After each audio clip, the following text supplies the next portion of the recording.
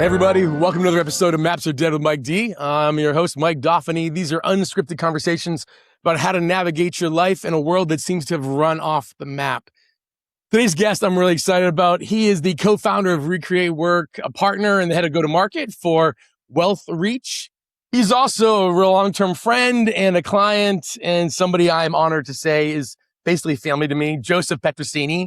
Brother, thank you so much for taking time to join me today. Oh yeah.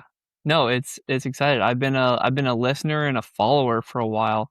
So I finally got called up to the big leagues when you asked me to join. The big leagues. If you want to know how far back Joseph and I go, if you've ever read my book, Extraordinary, The World Soldier Map, What You Need is a Compass, which is the basis of where this podcast came from, Joseph is actually talked about in like chapter 10, I think, somewhere in the back, although he may have been in 8th grade at the time. So showing my age, you're in your 20s now, you have a wife and child all your own. So, but we go back that far, right? Yes. Yes. You were coaching me indirectly before I think I even knew who you were, Mike.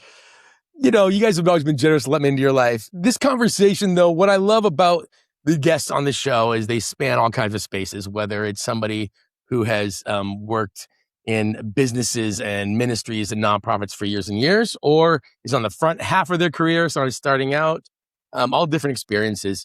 We're going to talk about your entrepreneurial journey, how you've kind of gone through school and where you've landed, where you're landed. I know you've started another entrepreneurial project on the side. You got at any given moment 3 things going on anytime. 3. If I could simplify it to 3, that would be amazing. You got projects going for me. You've got Recreate Work. You've got WealthReach. You've got the team you've just launched. And you launched you had a baby, right? And like how old's the baby now? 10 weeks old, Palmer. 10 weeks. So, how old are you now, Joseph? I'm 26. 26. So when you're 26, you can juggle a lot. So yeah. So we're going to be inspired by this. Before we get even further, Clifton Strengths themes. What are your top 5? Yeah, my strategic, competition, okay, ideation, okay, futuristic, and positivity. Nice. So lots of high standards of competition. Futuristic, with strategic ideation is going to be outside the box problem solving.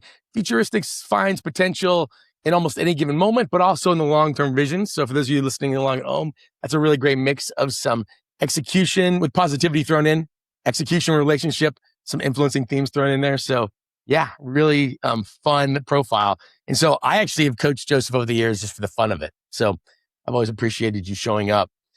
Joseph, my question to start, have you ever been lost? Yes, I've been legitimately lost in the woods at one point. Yeah. And also in life, there's times I think we feel lost as well, right? I think we can go. I'll actually share you with a Were you like actually lost story. in the woods? I was actually really lost in the woods. We were in near Lake Jocassee, South Carolina, which is, for those that know Lake Jocassee, it's beautiful because it's so remote. There's like not even homes on the lake. It looks like the Pacific Northwest. It's like beautiful, gorgeous. And we were up there camping in like some yurts. And in order to get to these yurts, it's literally a 5-mile walk and a 30-minute kayak. It sounds like perfect for Mike D. Yeah, I'm like sign me up for that adventure. I know, Mike. We should go on a trip there. But we're about 2 miles into this hike, and I'm there with about 35 high school guys one summer for a trip. And we're going through, and we have a guide who's showing us the way. And he's like, "All right, everyone, stop. There is a ton of bees. There was like 3 beehives all right there on this path." And she was like, "There's no really like alternate path, so we're just gonna run." So he just like runs through this, and so we're all like, "Okay, we're just gonna run." And we just started booking it through this trail. And there's probably like 100 yards from when we start running to where we think we're in the clear. And you just hear like throughout the pack, people were screaming like, like some people were getting stung. Some people got stung a few times, and it was like an adrenaline rush. Anyways, we're like, okay, is everyone like good? Some people, they put a little like medicine on where the bee sting was. Probably another 30 minutes. One of the guys that had gotten stung had been stung like a few weeks earlier. Oh, shoot. And apparently if it happens like that, like you can your body if it's never. You get anaphylactic shock a little bit. Yep. Not a little bit. He straight up had anaphylactic shock. Like EpiPen, like needing an EpiPen. Needing EpiPen. He went down. His heart rate was slowing. Our guide was like, "Does anyone have an EpiPen?" Someone did. Luckily, seriously, they gave him an EpiPen shot, and he came back to a little bit. Back to life. But then some of his heart rate started to drop again. He went down, and so he's like, "Hey guys, we need to. We're a few miles into this hike. We need to call like for support." Yeah. He pulls out his radio, and he goes, "We have no connection." His radio, we're so deep in this ravine at this point, we have no connection. And so he's like, he looks at me. I don't know why. He looks at me. He's like, "Hey, Joseph, I need you to take this walkie-talkie, run up that mountain until you have connection and list off like these 3 things. Here's where we're at." Like, it was like a bunch of like medical code that I was like, I don't even know what language you're speaking right now, man. So I'm like, this is intense. So he throws me the walkie-talkie, says, "Hey, bring someone with you if you need, but just start running up that hill." And I was like, I thought we were supposed to stay on the path because there's bears. He's like, "There's no time. We don't have time to go back up the bears, path. go. Screw the bears, run up that mountain." So I was like, okay, fine. So I grabbed one of this high school guys who was like a big hunter. Yeah. And I said, "Hey, your main job is to make sure that we don't get lost in the woods. Like, this is how people die, is you get stuck in the woods and all the trees start to look the same." So I was like, drop little things, leave a shoe, I don't know, leave trails so we know how to get back. Your way up this freaking hill. Do something. So we're like booking it. We're climbing through bushes, climbing over trees, just like whatever the shortest path to get as high as possible. It literally took us like 30 minutes before we like got connection. We call them in. Long story short, helicopter came in and like took him to the hospital or whatever. But now we're like, okay, he's safe. Now it's time for us to get back. Keep in mind, we still have the rest of this hike and a kayak to go, and the sun is setting. And so we're like, okay, let's get it. We're like, again, it took us 30 minutes to get up. Sure, we're probably 45 minutes down, and we're still not back to the path. And I'm like, Dobby was the kid's name. I was like, Dobby, we're spending more time headed down than we are on the way up, and I don't know where we are, bro. I'm starting to see ravines that I wasn't seeing before. And so we're going, like, trying to find stuff, whatever, and we're, like, essentially lost. And at the point where we're like, hey, where do we go from here? Like, do we start? What's our next path? Our guide, you hear him go, Joseph. And I'm like, oh, thank you, Jesus. That is our guide. And we're like, we're over here. So we get connected with him and then finish the hike after that adrenaline rush and do the kayak and all that good stuff. So that's my real life. I got lost. You actually lost. And then the funny story there is Dobby, the kid I did that with, he used that as his college. He used that story as his college essay and got into West Point. Nice. So, you're like, this is how I discovered I had leadership qualities. I got completely lost and knew how to listen when somebody hollered my name. Yeah. Now, Mike, I tell you that story because it's a crazy story, but that's when I legitimately got lost. But to your question, have I ever felt lost? I honestly, Mike, I would say that anytime we don't feel alive, we feel lost in a way. Sure. You know what I mean? Sure. Yeah. Like when we know, and sometimes we know, we can put our finger on like why we don't feel like we're fully alive. And sometimes we don't, but I feel like it's something we're all looking for. And if we don't have that thing, we don't say like, oh, I'm living out what I'm put on this earth to do. I feel like I'm using my strengths, I'm using my talents, and I'm passionate about what I get to do, and I'm fully alive. I'm breathing deep. It's like feels like fun. That we are lost looking for that.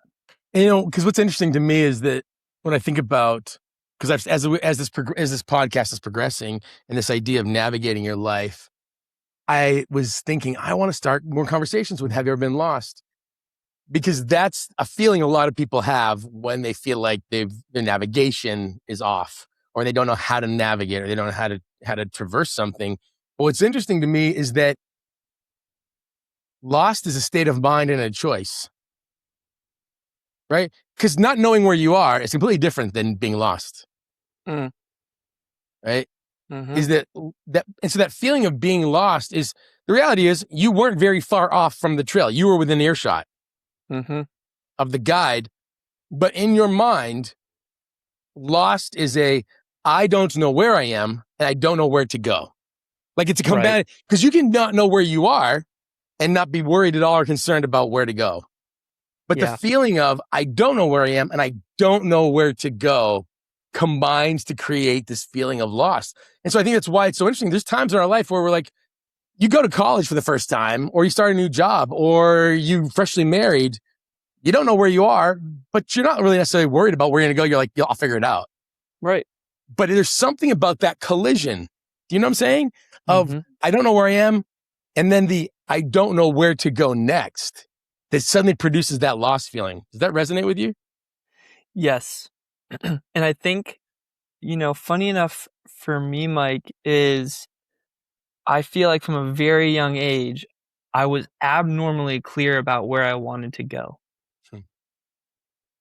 Like in a way that I feel like it was a gift.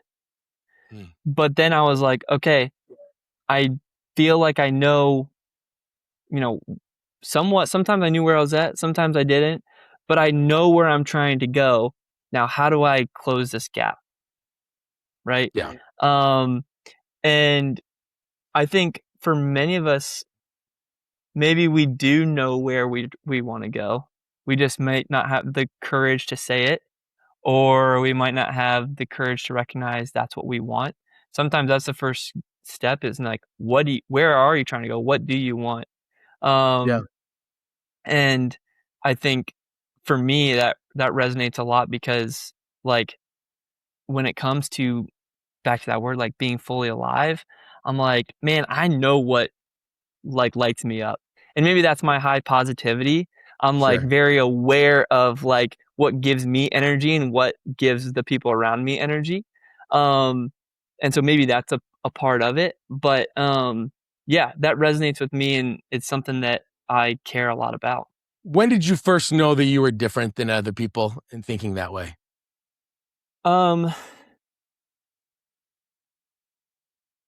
In 2007, my dad got the first iPhone, brought home the first iPhone, and taught me about Steve Jobs and innovation, and I was enamored. I was like, what? I was like, you can create something that impacts the whole world? And from that moment on, like, I read I was like 12 years old, and I read like the Steve Jobs book that was this thick. Walter Isaacson, Steve Jobs book. Yeah, the biography. And I remember I was so young, and I was like, you can build something that impacts the whole world, and you can use like commerce and business as a vehicle to impact the world at scale. And so that's been like what fuels me. Is like, if I can impact myself and others at scale with this vehicle called business or an organization, right? An organization is just a machine of people that work together towards a certain goal or mission. I want to do that, So I remember I was super young, and I think I was in like fourth grade, and they do the whole, what do you want to be when you grow up? And I misspelled entrepreneur, right? Like I want to create something. And I remember when some kids were following like Tom Brady and all that stuff. I'm like, no, like I love the businessmen, right? Like they have ideas. They can like put their ideas into practice. And so from a very young age, like those top 5 that I listed off, I took that. I think they said like, when you're 12 years old, you can take like the full. Yeah, we always kind of say as you kind of get through puberty and you're kind of like 12 to 13, right? Yeah. And so like that's my report, is from when I was a 12-year-old kid. And if anything, I think there's just been more gasoline poured on those strengths as I've gotten older and matured and things like that. But so I always had ideas. So I was like, I can use these ideas to like actually live these things out.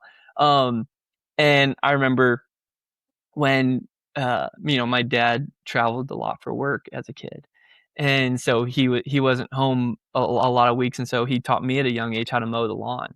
And I was like, well, surely there's other like families in the neighborhood where the dad travels, like let me mow their lawns too, and I'll target the business towards like the moms of the neighborhood. So I started lawn salon, and my my And your motto name. was "You grow it, we mow it." And so I would go around and like I would sell like lawn care services to all the moms in the neighborhood, right? And so like that stuff was like so fun to me. I would rather be doing that than like going to baseball practice. You know what I mean? And so there was parts of that I was like, all right, like I just have different interests. But I don't know if I would be different in that way than some people. Some people know it from a young age, and it's just a different Well, part vertical. of what I think serves you so well, man, and your strengths, I think our strengths are really a gift when people find a way to have their natural talents coincide with their calling, your ability to create vision with like futuristic strategic ideation, but then that positivity to make you sit in the gap of there are times when your vision doesn't match the result. Mm-hmm. Like, has that been a lesson you've had to learn? Is that the temperance of going, I see it in my head, and there's a gap between the vision that was created and the result that shows up. How have you learned, and how has positivity helped you manage that space? Yeah. I think positivity, but I also think my futuristic has helped manage that because I'm only 26. Yeah, I have lived a lot of life for 26 years old, but I also but you're only 26. that's only 26 years. You know Yeah, what I mean? just getting There's started, not young man. enough there's not enough time to pass to know when things work or when things Yeah. haven't worked, right?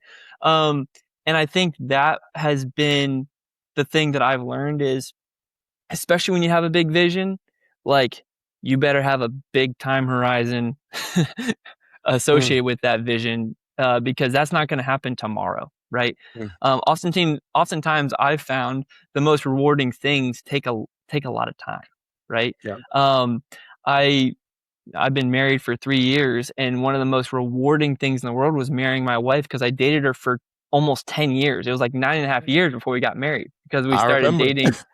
You were there, Mike. You were there from the People think you got beginning. married young, and we're like, no, no, no, you don't understand. It started a long time ago. Yeah. Yeah. And that was so rewarding because we put so much time and effort into that relationship for a decade. And so when we finally got married, it was like, oh my gosh, this is so rewarding. I remember I read one of my favorite books of 2020. I love to read. One of my favorite books of 2024 was Unreasonable Hospitality. And my dad was like, I would just like wouldn't shut up about it. And so my dad surprised me, and we got to go to 11 Madison Park, which is like the 3-star Wow. Michelin restaurant that Yeah. the writer of that book Will Guidera's. managed. And Will yep, Guidera's the restaurant at the time. yep, it was his restaurant and what is like referenced in the book all the way through. And I remember asking, like, I didn't even practically eat the food. I mean, I did, it was delicious, but I was like so enamored by all the different like things going on around us. Um, and the fact that David Beckham was sitting directly to my left. Um, and Victoria. I was like, where are we right now? Look, it's Posh Spice and Beck. But I was so enamored with all these things, and our waiter would come over and he would want to know, like, tell us about the food that was about to come out. And I had more questions for him. I'm like, so tell me what it's like to work here. Like, tell me, like, what is it all about? Tell me how you operate. Like, what are these little, like, sign language things that you guys are doing back and forth? And he was like, this is the hardest thing I've ever done in my entire life is work here. I'm like, what? I'm like, tell me more. Like, why? He's like, it's so hard. The standards we have feel impossible to meet. I'm like, what? He's like, we work so hard. I was like, so like, do you like that? Or is that like, tell me about the workplace culture Yeah. and like, how engaged are you now? But, he goes, it's so hard. And it's what makes it one of the most rewarding things I've ever done in my entire life is work at 11 Madison Park. Hmm. I'm like, how cool is that? And so I think like when we think about these things to tie it back to your initial question is, yeah, dude, most things in my life don't go according to plan. Like Hmm. everything I'm like, dude, that freaking lawn care business, there was like 7 businesses after that, all did nothing. You know what I mean? I Yeah. now have like a few wins on my record after like doing 100 businesses. You know Yeah. what I mean? Yeah. And so it's like at 20 years old, I'd be like, oh, I'm gonna stop, being an entrepreneur. I'm just gonna go be Yeah. an accountant or something and work 9 to 5. It's like, no, I just have not enough time to let these things like actually work and mature and like things to hit. Um, and so that's where I think like sometimes the most rewarding things take time. Yeah. Um, and so that's a huge component to it. Sometimes we like give up on it before it Yeah. takes And I time. think So part of the gift of Futuristic, right, is that ability to hold the distance and the present simultaneously. It's to see the possibility in the now, but recognizing that the not yet is still out there mm, in a lot of ways. Do you ever find that with that futuristic part of you, because obviously people can hear in your own voice in the story that you have basically from a very young age, one, you've been around people who fostered in you this drive, right? Not everybody's dad, will take them off to 11 Madison Park. Like, I mean, come home and teach you about Steve Jobs and the entrepreneurship. I remember one summer passing through, staying with your parents for a week while you were off at entrepreneur camp, I think. Some yeah, kid go I to did. nature camp, summer camp, Bible camp. You went off to entrepreneur camp, right? I mean, and so you really did invest in your strengths in some ways that got you here. That though produces a person who sees the world a certain way. I have to believe that is not the way everyone around you all the time understands the world. Do you feel a disconnect in that translation, or is that something that doesn't show up for you? That you're like, you know what? I'm okay with how people understand me or don't understand me. Or have you found a shorthand, or do you translate that down? How does seeing that work? Because I think a lot of people feel lost. I feel like being lost in our life is a lot about going, they feel isolated. They think they're lost when actually they're isolated. They're Mm, not actually lost, but they're isolated. Even in being so visionary, it doesn't mean everybody sees the world the way you see it. And now you're married and have a family, and people have opinions about what you should be doing and the two of you should be doing and how you're navigating that. How does being a person of vision translate into a world so you don't feel isolated or lost simply because not everybody agrees with you? yeah, I think there's two components of it. I think one of the best things about Clifton Strengths is that most people don't have the same strengths as me. You know Mm. what I mean? And sometimes I think oftentimes we align or we quickly like, oh, you agree with me? Like we're similar and you look like me, you talk like me, like let's we're Yeah. friends now. Um and then I also think like the whole thing of opposites attract type thing, like whatever. I don't care if Yeah. that's true or not. But all I do know is my wife's top 5 are in my bottom 10, and Mm. my top 5 are in her bottom 10. And Mm. so that was a huge thing for us to learn, right? When I Yeah. talk about things like some people are like, "Oh, we think like in 5 years." Sometimes I think in 50 years. Like I think Right. my mind goes so far out. And my wife is like, "Dude, what are we like I can't even think about tomorrow." You know what I mean? Yeah. Um, and so sometimes, and same with my ideation. She Mm. thinks like when I share an idea, it's a decision, right? When I Mm. say, hey, what if we did this? She's like, oh, we're doing that now. And so when I share like 5 ideas in the matter of a week, she's like, Joseph, I don't know what we're doing. We're going like, this feels so chaotic. And Right. so I've had to learn that like for things like that, I have to say, hey, Peyton, I'm sharing an idea right now. Or, Yeah. hey, this is just an idea that I need to talk out loud. Like I have communication in my top 10. I'm like, hey, Mm-hmm. I just need to talk through this idea with you real quick. And so she knows, okay, I've tagged it as an idea. There's a good chance this goes nowhere, right? Yeah. Um, and then in the same way, I've surrounded myself with people who do see the world similar to me as well, right? Yeah. I look up to a lot of people that are around me, but at the end of the day, like there's all sorts of people around me. At the end of the day, community is good. No community is wrong, right? I think so many times the lack of community can be the root cause of so much pain and issues in our lives. Mm-hmm. If simply we knew that like people around us wanted to be with us and they cared about us, um, I think community is some of the best medicine that we have available to us, both Yeah. for the heart, the soul, the body. Like, um, Mike, you're a perfect example of that. Like the community and the friendship that you've had in my life has shaped me tremendously. And so I think community is so core there. And And when I think people, you're right on that too. Is that most of us, when it comes to creating change in our life, they may not have futuristic and strategic, but for some reason, we don't bring people on the journey when we're trying to navigate change. Like we don't bring people on that journey with us. And so you don't have that other person with you. You don't have that other person. The guide who sent you up the mountain wisely said, hey, like, take somebody else with you. mm-hmm, Knowing that even if you're lost, the two of you lost together is better than you being lost alone. And I mm-hmm, think there's something in that if the maps are dead and you got to navigate alone, I think that one of the big things that even we talk about is don't navigate by yourself. I think community ends up being the thing that, yeah, you can have an internal compass that's all about the inside of you, but the best way to use a compass is with somebody else and say, does that look north to you too? mm-hmm. That Yeah, relationship ends up being critical, don't you think? 100%. I think it's a big thing right now. And you talked about my worldview, and I do a lot with AI right now. Mm-hmm. And there's a lot of opinions about AI. Some people love it, some people hate it. Sometimes some people are like, I don't even know anything about it. Some people I know enough and it's making me scared about my job security, stuff like that. Yeah. And I think some of my strategic ideation, futuristic, positivity, all those things, when you think about it, it's like, what would you predict Joseph's worldview on AI to be? Let's use it as a tool for good, right? It's Right. like, Right. that's no surprise that that's my philosophy. I think in all the things that we do, it's like there's a lot of people who disagree with that or they're scared about it. And I just have to try to share my opinion on it. Like, hey, I want all of us to work together towards using this tool for good.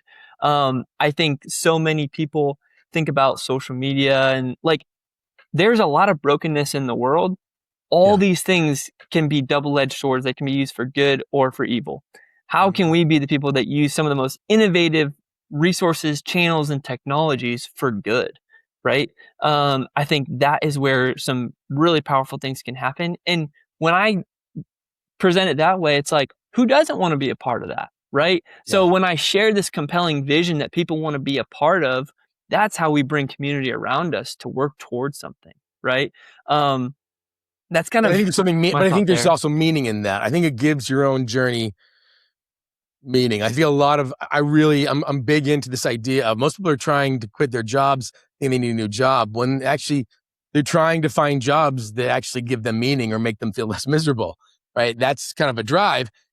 But I feel like part of our gift to each other needs to be a calling out to each other. I'm going to kill this metaphor of you being lost on a hill, really dead if I can do it. I'm going to kill this metaphor well. But I love the fact that at the end of the day, you get out of the crazy ravine because the guide is the one shouting back because they know they're on a road. And I Mhm, feel like there's not enough shouting back to each other. I think we're kind of get concerned with, well, I know I'm on the road. I'm on the path. Isn't that cute? I'm like Joseph and his buddy have gone, like, I'm sure they're fine. They're on my back. He could have marched on, assuming you're back to the path. But the ability to call back and say, hey, by the way, where are you? Like where you, mhm, because if I think about, because we can talk about your story right now, right? You're here at 26 years old, married with a child, starting multiple companies, doing a lot of amazing things, very excited, very passionate about 26. But when I reached out to you in 3 years ago, 4 years ago, yeah, something like that. January of 24, was it before that? January 23. January of When 24. did you move to Omaha? Uh, April of 24. 24. When I reached out to you in January, you were a guy who had graduated from school, had started taking a job, and were living in Atlanta with your wife, right after being married, Mhm, and had suddenly decided to do something unconventional, leave your business job, and go to work in an actual church. A little more than 2 years ago. mhm, Okay, so in 2 years, and I remember thinking, huh. Not that you've always been passionate about your faith and things that matter. You've always been passionate about leadership and spiritual things. But I remember our conversation being like, I want to ask him conversations about his future, even as he's making a turn that does not seem like somebody who's just gone through entrepreneurship and business school. What's your degree in, by the way, when you finished at SC? business management and marketing. yeah, hi, you have a great degree in business management and marketing, and you're going to step in and take over a leadership role at a church in the suburbs of Omaha, Nebraska. Mm-hmm. Right? That's not a straight line of this is Right. the path I'm on. And I didn't know what your path was, but for me, I reached out going, hey, do you want to start talking more? Because I just want you to have somebody who's out here asking you a question, Mm-hmm. asking, do you know where you are? Mm-hmm. Right? And I feel like that conversation, not because I felt you were lost, but I wondered, for me, not that I thought the ministry was gonna be the light, was gonna be the thing you'd do forever, but I was impressed by the amount of courage it took to do something that almost no one in your field would have said is a natural path. Right? Yeah. Is to go, wow. Now, as somebody who's now, you're standing up different teams, you guys you got entrepreneurial, you got founder startups, you got doing fundraising, all that leadership stuff of putting teams together, having to make public pitches, talking, like I can see how it all plays together. But at the time, nobody's going, yeah.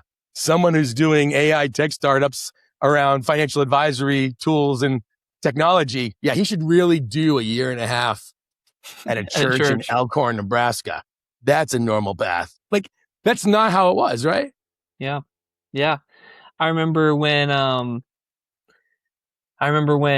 Peyton and I were thinking and praying about that, like, hey, do we uproot our lives and move back to Omaha to, work at this church? And I was like, I know we're supposed to do this, but it doesn't make a lot of sense right now. You know what I mean? Yeah. And I remember we both thought and prayed about it kind of individually, and we came back together and we were talking at a Chick-fil-A, and we were like, so what do you think? She's like, I don't want to move. And I was like, okay, good, me either.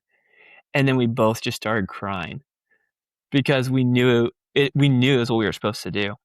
It was Yeah. like totally like we had so much conviction and confidence in it, and frankly a lot of peace.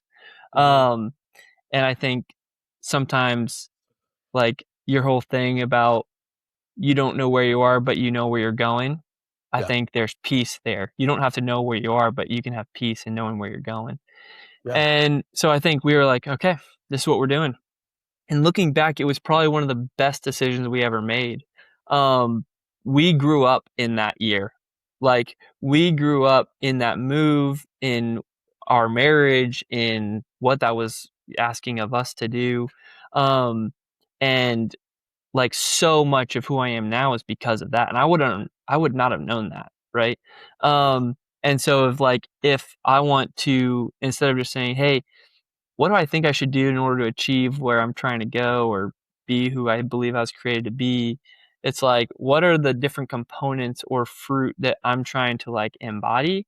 And is my compass not how much money can I make, but is my compass like peace? I want to follow that instead of, it leading me north. Yeah. Does it lead me to more peace? And like, Mike, it was when that was happened that I kind of surrendered that. And for the first time in my life, I was like, this doesn't make a lot of sense. When I was 7 years old, I knew I wanted to be an entrepreneur. And now I'm kind of like giving up all of what I have done to go work at a church. Doesn't make a lot of sense. And then a year after that, I started a business with my dad that is like a lifelong passion project, Yeah. and closed a seed round for a fintech AI startup. It's like, Yeah. it's insane. I could not have crafted it any other way. There's no map. And I think that's part of what we end up talking about is that when I tell people, when I meet with people who are trying to job hunt or make big strategic changes in their life, they're incredibly frustrated that I don't simply go to, here's Clifton's strengths and here's the 5 things we're going to do. Instead, I have to say, can we start with how good is your general sense of direction and metaphorically speaking in your life? And there's something about if you're in Nome, Alaska and you're freezing and you're like, I need to live in a warmer climate. We can argue about the virtue of San Diego versus Miami, but can we at least agree that you should probably move south? Like, let's start with the general direction. And I think most people will argue and sit and wait and go, no. I'm going to spend the next 10 years analyzing the difference between warm sunshine of San Diego, where the beaches are freezing cold, but it's California, versus the warmer water of Miami, but it's a little more chaotic and busy with so much traffic, and they don't do anything because they want to nitpick about the specific destinations and fail to realize the most navigation, I feel like, in our day and age now has to be about direction first. And so even when people are thinking about job changes and changes in their life, as long as the big picture of, well, are these points south? Because guess what? When you're freezing, Toronto is south, right? Yeah. Toronto is still gonna be south and east. It may not be Miami yet, but it's a better stop, And so if there's things that are in the direction of, well, I need more depth in my life, and I did answer some questions about whether or not I'm going to live the rest of my life in Omaha, the way to answer that is to move to Omaha now. I have to answer the questions about leadership in my life. I'm going to take on this role in a leadership space, a place I care about in church. And there's something about answering the directional question, because even now, Joseph, as you guys have made the move out of Omaha and you're back in South Carolina and you're making those choices, I feel like you guys anchored with some big ideas about what your life wanted to be about that is now being, lived out in the details of, you now have even a different role since the church 2 years later. You have a different city. You're making different choices, but there were bigger directions that weren't about destinations. Does that feel like it resonates with you? Totally. It's, I think so much we can get lost in like what we do, how we're doing things, rather than who we are and who we're becoming. You know what I mean? Yeah. Like you have this incredible process of thinking about like, who are you? Like, who do you want to You want to be be? Who, the yeah. vision of being. Um, yep. And oftentimes we think like, if I have these certain things, then I can do these certain things and I'll be who I want to be. Versus like, what if you were that today? Right? Like, what if you were being and living out who you believed you were called to be, and who you're designed to be, and then you can do the things that person would do, and you can have these things as a byproduct, right? Yep. And so, I think that's so key of like, and something that I try to evaluate myself on a lot is, who am I becoming? Right? Like if I do like a trailing 90 days of who Joseph was 90 days ago versus who I am today, who am I becoming based on like the community I'm around, what I'm doing with my time, the priorities I have, right? Like there's trade-offs in every decision in life. Um, what are those trade-offs, and what have I been doing the last 90 days, right? 120 days. So, yeah, totally. I think like all these things are crucial, and not only like what we do, but like who are we becoming? And I think oftentimes, Mike, you probably see this all the time. Sometimes people choose to have a big career change or a life change. Sometimes that's chosen for them. And they have to decide, what do I do from here? And if they said, instead of answering that question, what do I do? What's my next job? It's like, Yeah. man, who am I becoming? Like, Yeah. am I proud of who I am and where I'm going? Yeah. Yeah. And I think I had a mentor years ago named Frank Radford who used to say, show me a person's friends and the things they read, and I'll show you who they'll be in 5 years. Huh. That was his favorite line. He's like, show me a person's friends and the things that they read, and I'll show you who they'll be in 5 years. And it comes back, I feel like, to a relationship. And so for people who are in transition, either by choice or by force, right? Like you just said, where they didn't get to pick it and their careers are going away, or their jobs are changing, or their life stage is changing out from underneath them. I really do believe that joining relationships of conversation to help you navigate is key.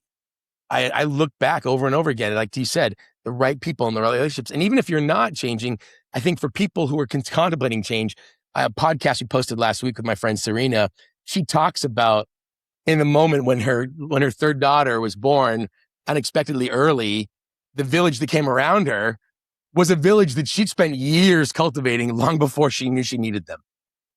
It wasn't in the moment where something's like, oh my gosh, this thing's happened, I should ask people to help me. It was people that she had built these relationships with.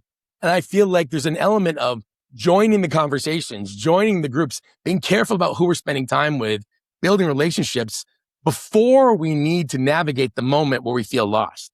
It's like it's like knowing that the guide is on the trail somewhere else, knowing that you have, like, there's something about, I think, the change and transitions in our futures that it's going to come for me, it's going to come for you. Our resources for that are being built today, but specifically it starts with the relationships that we build around us. I've been talking about something a lot recently, and we talk about, like, you hear it all the time, like transformation, right? Like Right. change. That's a fancy word for change, right? Um, for something to be transformed into something new. And I think as we think about that for ourselves, like, how do we be transformed into who we were created to be? How do we be transformed into the version of ourselves that's fully alive? We're not lost Yeah. because we feel like we're truly living out what we are designed to do. And I think there's, at first I thought there was two components, and then I realized there was two components that all hinge on one. And at first, out of the two components, I said, for transformation to occur, I think we need information. Like, we need to know what to do, Yeah. right?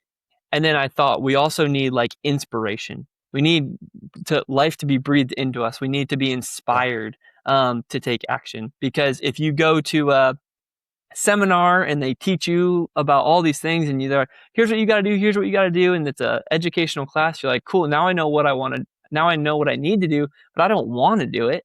Yeah. Or you go to, like, a motivational speaker and they get you all riled up and they inspire you, and then you leave that and you're like, let's go, I'm gonna do it. What do I do?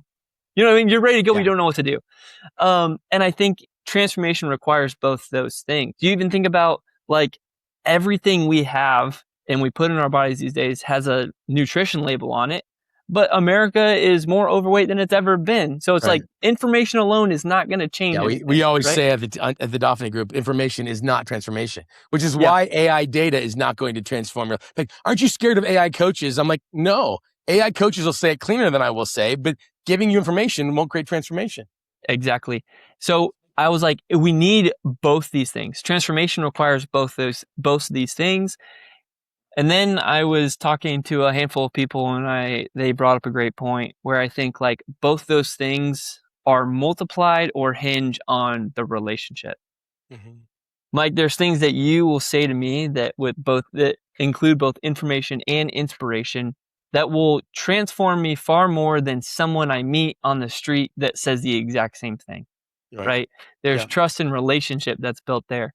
And so, man, I think if those two things occur within relationship, it comes back to community. Like, your life can change based on who you're surrounded by, for better or for worse. And so being very strategic about, like, our community. And I think a lot of people are more isolated than ever, and it takes actual, like, time and effort to be placed and surround yourself with community. But it can really, really, really lead to a valuable transformation. Well, it's interesting you say that. Even the information and inspiration have to be tied to relationship. In my book Extraordinary, which are the 4 points of the compass, it's talent, permission, courage, and generosity. The permission chapter, the whole section on permission, one of the things I talk about is the fact that we are designed to have something outside of us give us permission. As children, because we live in relationship, and we're relational beings and creatures, is that we take permission. But it's interesting, getting permission to do whatever the heck we want from someone we don't care about is invaluable. But somebody that we have given that gives us permission, here's the clincher, the kicker, they say, getting permission from someone we have given authority to is transformative. A trusted, authoritative voice in our life that gives us permission to apply new information, to be inspired, that believes in us. But the problem is that the more we've gotten bad at relationships, we've stopped giving healthy people authority in our lives. Because the world will tell us that we don't need authority, that we don't need that. You don't need to ask for anybody's permission at all. And I think you do need permission. And I think we do need others to have authority over us. We simply need to cultivate healthy relationships of authority. And that lack of that, not having mentors, not having causes, I think if we had even just authority can take a number of places. Like for me, we have the Relentless Foundation International, which is about dealing with people in poverty and in fragile environments all around the world. And so we do education, small business investment, all these other things. The existence of that and letting that cause have authority drives me to take certain actions, right? I think we don't have those relationships that we give authority enough to have influence on us if we don't cultivate it with intention. I'm going, do I have people in my life that I think we get scared of the demand of relationships? As we make space for family, we make space for our spouse, make space for our kids, but somehow the world with all this noise that we constantly get bombarded by has gone, well, you know what? You should really shrink your area of responsibility, when I actually say relationships that we take responsibility for outside of our nuclear family can be transformational for us, because it gives us both permission, but it also gives us shaping and anchoring other things. When we're trying to navigate things, we can bounce ideas off them. We can bounce our understanding of their reality versus ours off each other. And I think the less relationship we have, and the less relationships that we give real weight to, like truly weighted relationships that we feel committed to, that causes us to feel more lost. And so we don't know how to navigate as well. I think all of that in my mind can significantly influence our behavior. And at the end of the day, I think a lot of things just kind of like lead to how you behave, right? Like what you think, those surrounding, like if you're given permission to do a certain thing, you're like, okay, now I can do the thing. Right. And it's rooted in that relationship and the authority you give that person to, like, how much, if they give you permission, it's like, okay, now I can behave this way. Right. And I think behaviors are a great measurement of a lot of things. And I actually think you hear the term culture all the time, right? And it's even like when you said cultivate, like, I think those are, taken from the same root word, right? And I think at the end of the day, it's like, what are the behaviors we're trying to, like, incentivize or inspire? Like, what are we trying to cultivate here? What is the culture we're trying to create? What is the culture we operate within? And when I think about, like, trying to define and operationally define culture, it's like, what's the average behavior of a group of people, right? You can think of, like, the culture of the United States versus the culture of China or Russia or India, right? Like, these are different subsets of people that on average behave a certain way, right? In America, we drink Mountain Dew and beer, and it's like, that's like the average behavior of America. You can think about it with, like, families, right? It's like, okay, what is the culture? What is the average behavior of a certain family? Or pop culture? What's popular behavior right now? And I think when we think about those things, it's like we can influence behavior in a lot of different ways, right? There's a lot of, like, science behind it, but then there's also a lot of, like, things we know in our own life. And I think when we know what the average behavior is and we're going to operate within this culture, it's like we're going to continue to live this way. So when we change the community that we're in, we're changing the culture that we're operating within, and now we're going to more naturally behave in a certain way. And I think action is so much, right? Dude, I told you, like, when I was, my whole life, I had all these ideas and nothing ever happened with them. Because, like, what was missing was the action, the execution. I'm a big fan of, like, I used to be super, like, close to the chest with all my ideas. Like, as a little kid, I had a notebook with all my, like, business ideas, and it had, like, business ideas. And in the front, it said, "Don't read this. This is only for Joseph." And it called out my sister, like, "Emma, don't read this. This is Joseph's, like, genius ideas." And at the end of the day, of, like, I think Jeff Bezos said it better than I am, and it also carries more credibility because it's Jeff Bezos than me. But it's like, anybody can have the idea. What differentiates ideas is how you execute on it, right? So it's like the action and the behavior is what makes things happen. And so when we can put ourselves within community or cultures that allow that behavior to more naturally happen, where we're inspired by other people, we're incentivized, we're given permission to behave in a certain way, it's like that transformation will more naturally happen. And so all these things, I think, Mike, are pointing to the same thing, right? And they're all different ways to say the same thing. Because I think, again, if this podcast I'm trying to create and people are listening, and I want to help them navigate their life. I mean, obviously, relationship is the big one, right? Is that, well, actually, the first takeaway from our call today is, you know what, you can not know where you are, and still not be lost. It's the I'm lost and I don't know where I am. I don't know where I'm going. But if you're like, okay, I don't know where I am, but I need to figure out where I'm going, relationship ends up being really key, is that you have somebody else to call out to. But here's the other thing, choosing to call out.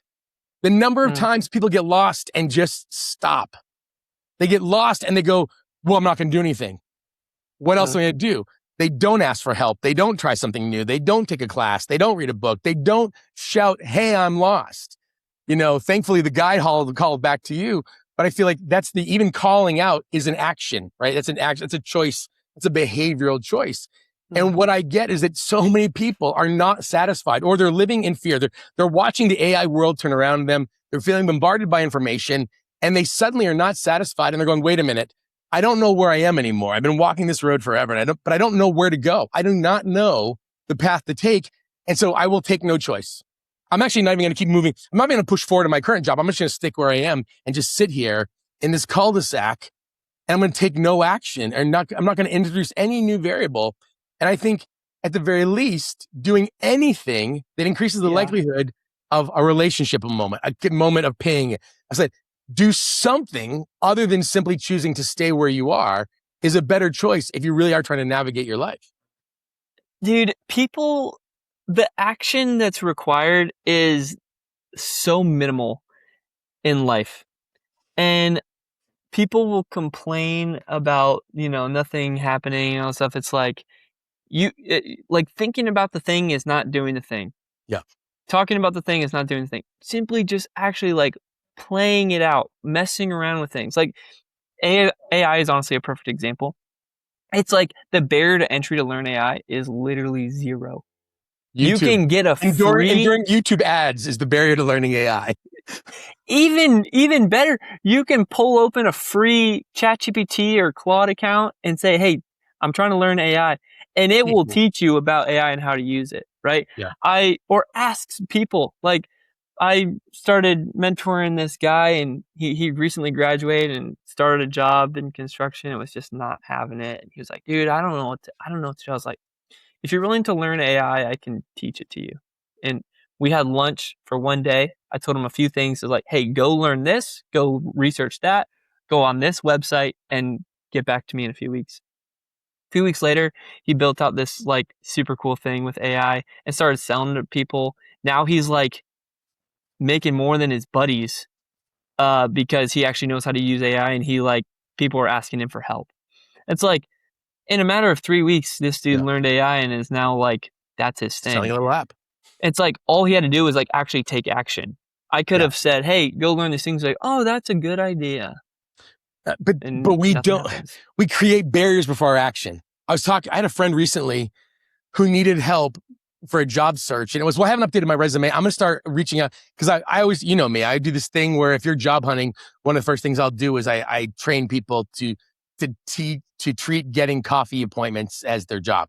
So your job is to make a list, send emails, and then book 2 cups of coffee every week as if it was your job, and this whole thing. And so I was like, hey, well, you should really just start with making cups of coffee. Well, no, I'm going to do that after I update my resume, but I want to update my resume after I do this. And so one night I sat down with them. I updated the resume, updated their LinkedIn to match their resume, scraped their LinkedIn, created a database of LinkedIn contacts that matched their pieces within their volume, within their desired job tier of pay, and then their connections of who they should reach out to. We created email templates of how they should reach out to them, all in one night in the course of an hour and a half using Claude. Okay. And then what the person didn't know was that database is in my Airtable. So I can actually see they have access to it. And I realized it's never been touched. The database has never been updated. It's never been used. It's never been touched before. And what I realize is that we will create barriers to action when I'm ready, when I'm ready. And in the end of the day, it's not action. I used to have a coach who used to say to me, try to sit down. I want to show me trying to sit in the chair. I'd be like, what do you mean? He's like, show me. He's like, well, do it. And I'd stand there and he's like, no, try to sit down. I want to see it. And that's it. And then of course the big hint is shocking, Mike, that not sitting in the chair looks exactly like trying to sit in the chair. Right? Trying to do a thing doesn't match. And so I feel like that whole component of do something, shout out, I'm lost. Sign up for a podcast, join a group, send an email, post a comment, ask. Like, so many people say, oh, I'm lost. The world has run off the map. And I'm like, so tell me what you're doing to find your way. And they're like, well, maybe the first step is saying I'm lost. That might be the best way to start. But when you think, I'm not asking you to speak for your entire generation, but you are sitting in that space where it's so fascinating. Someone said to me the other day, they're like, it's amazing because people assume that Gen Z, late millennials, oh, they're digital natives, but there's a big gap between being a digital native and an AI native. Those are different things. And just because someone grew up in a digital environment doesn't necessarily mean they know. I'm actually finding more people who are starting to, almost like when I was born in the 70s, there was the checking out of the system. I'm finding it's the 25-year-olds who are saying to our clients, well, we can't use AI because that's going to take away jobs. And like, so instead of using it to try to solve a tool, people are going, I'm going to reject it, or I'm not going to do this, or I'm not going to do that, or it's meaningless. I'm never going to get to own a house. I'm never going to have this. I'm going to give up on relationships. There's an element of backlash in some ways I'm hearing by people who are younger around what they feel like they've been sold a map that even more than us, that the maps and promises don't exist, right? Cost of living has outstripped pay, and now the training and mentorship that was the backbone of American training education is gone because AI is taking away mentorship programs and apprenticeships. Now they're going to have to leapfrog in, but can't get the experience. In some ways, they're going to have to build their own roadmap and their own experience of learning and development and things like that. Do you find that there is a way forward? How do you, as a generation, how do you face what seems like insurmountable odds to go, but I still have to choose to do something? Yeah. I think one thing is we can believe a lot of things. Like, I think it's so easy to believe the most extreme outcomes of everything. And I'm not a big history guy. I'm like you mentioned, I'm futuristic. But when history serves helping me think about the future, then I like it. And it's funny. Obviously, I'm very much in the AI space. I'm using it all day, every day. I'm helping other people use it all day, every day. And when you look at what people were saying about the internet when it first came out, they said the same thing, that it was going to take everyone's jobs. And when you go back even further, when there's new tools and technology that come out, they're like, it's going to take your job, right? The tractor's going to take over for farmers. And when you look back at like economists and people predicting the future, they're like, oh, we predict in like 2010, people are going to work 20 hours a week. It's like, not only do we not work less, we work far more than ever. Even since AI came out, people are now working more than ever because people are greedy people. They want new things. So the increase in productivity or the leverage that AI gives you, it allows you, like, I'm going to use it to get more. I want more. There's a new term coming out called AI vampires. It's like coders who initially thought their job would be easier and replaced by AI are staying up all night coding and developing tools and building out new features for the software they work on. So it's like, there's something like that, right? It's like, and not a lot of people hear that narrative. But it's like, we can believe a lot of different things. Instead of just believing what other people are saying, what if we just tested it out a little bit ourselves? We took a few steps of action, say like, what if we actually played around with it and we actually tried things? So that would be like, initially there's some things there that obviously what we believe can shape our behavior and what we do. But what was the other question you had? But I think like, how do people navigate what feels like an uncertain world? Oh, it feels like an uncertain world. And I think even for me, again, the whole point of this podcast is the world that's run off the map, is that go to school to get the degree to do the thing. I'm like, people are like, well, there's no point in getting education anymore. I'm like, actually, there is. Like, there still is, because you have to figure out how to learn and develop your own brain. And you're going to need to know things later on to make more decisions. Like, it's the ability to go, okay, the old motivations may have changed, but then all the more reason why you need your own motivation. is that you're going to need your own internal. Is that the world has gotten harder I feel like the world has probably gotten harder to predict. There's been epochs, right? There's large windows of time where the world is fairly predictable on certain windows. But then there is an epoch change where it's a whole moment where like, wait a minute, these things are not the same to predict. So we are living through that in some ways. It's not simply oh gosh, they said it would be this way and it's now. There's an epoch going on right now. But I feel like ultimately though, then it's all the more reason to go, I then have to have a clear reason on my insides for me. And my hope isn't in my ability to predict the future. My hope is in my ability to know how to navigate the future for myself.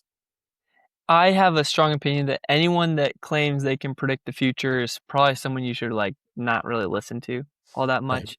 Because there are too many variables in this world to factor in and account for, right? It's why, there's that whole thing of like people who, the monkey that threw darts at stocks like outperformed like some traders in certain ways because it's like, you can't predict all the variables in the world. All we know is that 1 year, 2 years, 10 years from now, things are going to look different. Yeah. That's the only thing we do know is that change is going to happen. I can't predict that change. There's a million ways that this could go, right? But all I do know is that it's not going to look the same. And so I think for those of us who don't take action and don't lean on community to improve and learn and iterate and take action, it's like, that's the only wrong answer. Is not being open to change and learning what the world can look like, right? So when it comes to like levels of uncertainty, here's the other thing, is I think certainty and control is an illusion. Like I said, there's too many variables that it's like, okay, Mike, you talk about this all the time of like, what's the stance that we take through our life? Yeah. No matter what happens to me throughout the day, Mike, you and I have talked about, I want my stance through life to be the most grateful human alive. So what would the most grateful human alive do in this situation? Yeah.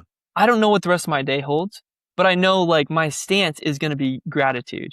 Yeah. And so for those of us who know like, who are we becoming and what does that stance require of us to be who we were created to be, no matter what the future holds, because we can't predict it, we can't control it, but it's going to happen.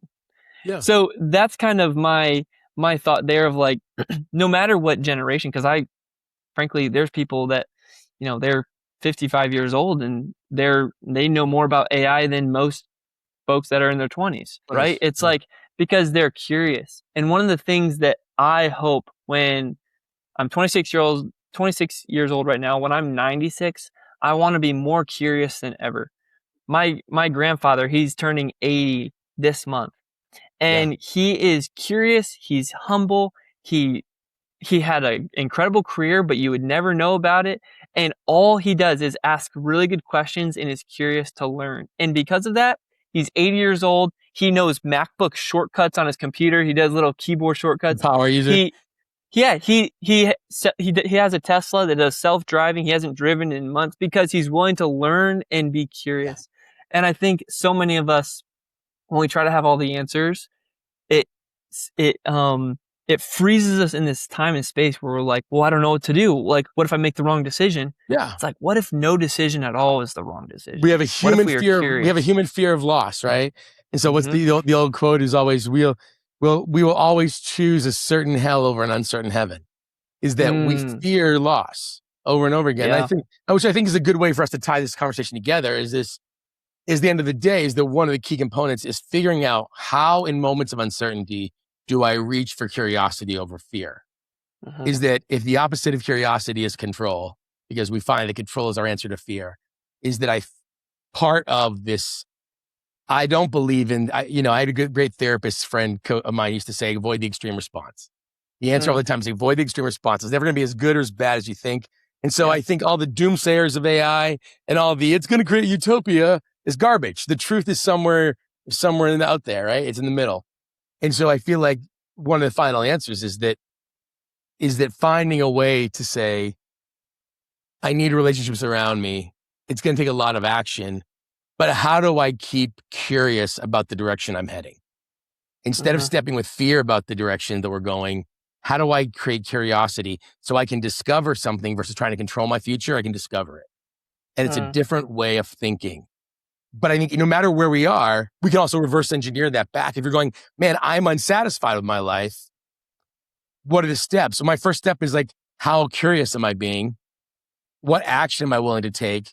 And am I cultivating the people around me that are going to help me get there relationally as a way to navigate, or at least pick any one of those three as a jump start to creating change in your life, I feel like is going to be a good starting point. And there's nothing stopping us from doing all of that. No. The barrier to entry these days is next Pride. to nothing. Ourself. So yeah, it's literally our own ability to take that step, to be curious, to cultivate those relationships. There's Take some action. There's nothing stopping us from doing exactly what you just laid out, Mike. Man, I got to have you back on so we can talk some more. I love chatting with you. I appreciate you, brother. I hope this conversation for you guys at home has been good. I hope it's inspired you a little bit, starting with this idea of Joseph is obviously a visionary and an entrepreneur, and you may know people in your life like that, but I feel like we kind of hit on some good pieces here of like, maybe it's the relationship conversation. And by the way, if that's one thing you're looking for, just so you know, we have a thing called Fit Form. That's a great way involved in people who are trying to use Clifton strengths to craft the life that fits different. Conversation here. Follow this podcast, share with somebody else, give us your comments. My inbox is always open. Love to hear from you that way. In fact, it helps us reach other people. But for you, if it's relationship, if it's, I would love to figure out something else to do, again, send us a message. We'll come up with some ideas. We'll send you that. Or just finding direction. We even have a thing called Vision to Decision in 30 days. It can help give you these big ideas to help you may not necessarily know the destination, but you can be clear on, am I moving in a direction that really matters to me? And it's something you could follow week, day to day over the course of a month. All those things are available. Follow the description below. There's some links in there. I'd love to have you. But it really means a lot to us that you follow along and share it. So please do that. Joseph, man, thanks for giving up the time. Hope to have you back on. I really appreciate you being here. Yeah, I love it. I'll have a conversation with you anytime, any day, Mike. I appreciate that, man. Hey, thanks for joining us today. We'll see you guys on the next episode of Maps for Dead.